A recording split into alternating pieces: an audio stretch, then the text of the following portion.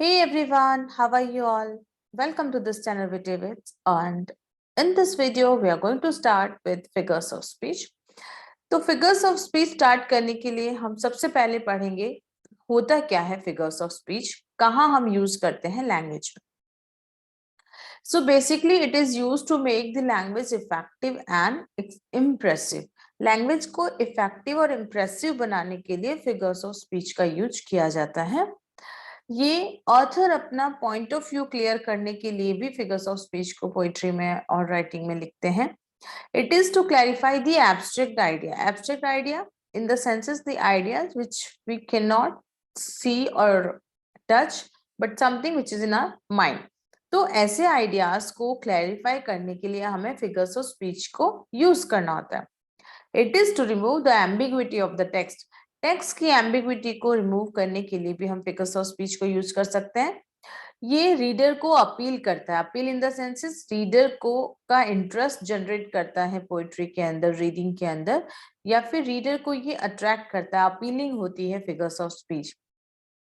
और हम इसे ऑर्नामेंट भी कह सकते हैं, यानी कि लैंग्वेज का ऑर्नामेंट, लैंग्वेज का शो ऑफ करने के लिए भी हम ऑर्नामेंट की तरह इसको यूज कर सकते हैं. Then it is an indirect mode of expression. किसी बात को कहने का डायरेक्ट नहीं बल्कि इनडायरेक्ट तरीका होता है figures of speech. Figures of speech की को यूज करके हम इनडायरेक्ट वे में, अट्रैक्टिव वे में, इंप्रेसिव वे में, ऑर्नामेंटल वे में लैंग्वेज को एक्सप्रेस कर सकते हैं. तो इसी वे में हम सबसे पहले पढ़ेंगे ट्रांसफर्ड एपिथेट. ट्रांसफर्ड एपिथेट क्या होता है, बट ये जानने से पहले सबसे पहले हमें जानना होगा कि एपिथेट का मतलब क्या होता है. एपिथेट का मतलब होता है adjectives. Okay, and you know very well कि एडजेक्टिव्स को हम नाउन के लिए यूज करते हैं, किसी नाउन की स्पेशलिटी को बताने के लिए. तो जब किसी एडजेक्टिव को, किसी एपिथेट को यदि हम उस नाउन से ट्रांसफर कर दें और दूसरे नाउन पर फिक्स कर दें जहां पर ऐसा लगता है कि ये इनकरेक्ट है, ठीक है, उसे ही हम ट्रांसफर एपिथेट कहेंगे. When an epithet is transferred to a noun where it seems to be incorrect.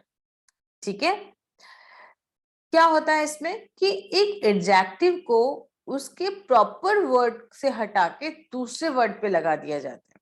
जैसे यहाँ पे हम एक एग्जांपल देखते हैं, he passed a sleepless night. अब यहाँ पर हमारा नाउन क्या है, नाइट. ठीक है, नाइट से पहले हमने एक एडजेक्टिव लगाया है स्लीपलेस. अब देखो स्लीपलेस यानी कि बिना नींद वाली रात. तो बिना नींद की रात रही या ही रहा? Obviously he. रात वो night was night as it is.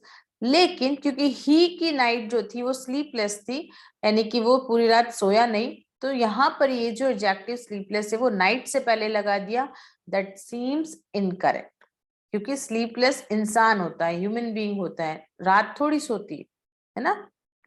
Okay, तो that's why it looks it is incorrect. Incorrect epithet या इनकरेक्ट एडजेक्टिव हो दिखता है, लेकिन फिट किया गया है, बात को घुमा के या इंप्रेसिव वे में बोला है. स्लीपलेस नाइट मतलब ऐसी रात जिसमें जो सोने वाला है वो सोया ही ना हो. Okay, so that is transfer epithet. Now let's see some more examples to clear it out. Weary way. ठीक है, वेरी वर्ड का मतलब होता है थकाऊ, थका देने वाला. अब ये देखते हैं हम कि he is a tired man. ये टायर्ड है, थका हुआ है. तो ये इस रास्ते में जा रहा है. हम कहते हैं कि ये रास्ता तो बड़ा थकाऊ था. तो रास्ता थकाऊ नहीं है, द मैन इज थकाऊ है ना. तो कौन है यहाँ पे tired? The man is tired. But उस एडजेक्टिव को हमने मैन के साथ नहीं लगा के वे के साथ लगाया है. That is called transferred epithet. Some more examples I am giving here. जैसे एंग्री डोर, नॉइजी बेंच है ना. अब नॉइजी बेंच कैसे? सपोज कोई बेंच आवाज करती है, okay, having some loose screws और समथिंग, तो हम उसको कह रहे हैं noisy bench. Okay, so basically यहाँ पे क्या है, that was the environment noisy. आप कह सकते हो कि उसकी वजह से जो एनवायरमेंट है वो नॉइजी है.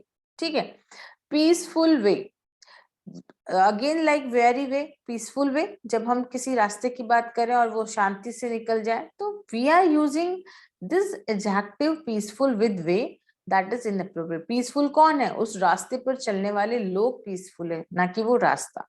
ओके, या उस रास्ते का एनवायरमेंट पीसफुल है। वंडरफुल डे, क्रूअल बार, सुसाइडल स्काई। सुसाइडल स्काई का मतलब ऐसा स्काई जिसकी तरफ देखकर सुसाइड करने का मन करे, या फिर बहुत बोर फील करवाए, या फिर इसमें कुछ भी अच्छा नहीं हो, बहुत नेगेटिव एनर्जी दे। ठीक है। अनहैप्पी मैरिज, अब मैरिज इज मैरिज, ठीक है। अनहैप्पी कौन है? जिनकी शादी हुई है। So that's why it is inappropriate. But हाँ, ऐसा नहीं कि ग्रामेटिकली ये रॉन्ग है, एक्चुअली इसी को हम कहेंगे इनडायरेक्ट मोड ऑफ एक्सप्रेशन। ठीक है। Lucky miles, lucky is the person who is covering the miles, not the miles itself. Okay.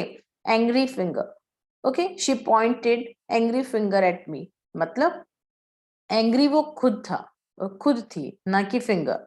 ठीक है। चेयरफुल मनी, चेयरफुल वो है जिसके पास वो मनी है। स्लो आवर्स, अब आवर्स जो है वो अपनी पेस से ही चलेंगे। 60 मिनट्स में यदि 1 घंटा होता है तो 60 मिनट्स में ही होगा। Now the person who is doing slow, ठीक है, जिसका दिन बीत नहीं रहा है, जिसका समय बीत नहीं रहा है, तो उस पर्सन का टाइम नहीं बीत रहा है। Basically time is in a particular way, उसको उसमें कोई चेंजेस नहीं है। Time hours are not slow और फास्ट, दे आर सेम। ठीक है। हैप्पी मॉर्निंग, तो मॉर्निंग इज सेम। हैप्पी कौन है? जिसकी वो मॉर्निंग है। Okay, so we are using this happy with morning, that is incorrect यदि हम देखें तो। But in a figure of speech way या फिर हम के फिगरेटिव वे में ये करेक्ट है। सक्सेसफुल करियर, करियर सक्सेसफुल है वो इंसान जिसका वो करियर है। Problematic life, life is similar for everyone, जिसकी लाइफ में प्रॉब्लम्स है वो प्रॉब्लमेटिक हुआ।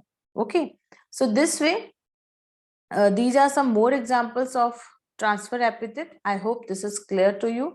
So thank you so much for watching this video. Thank you.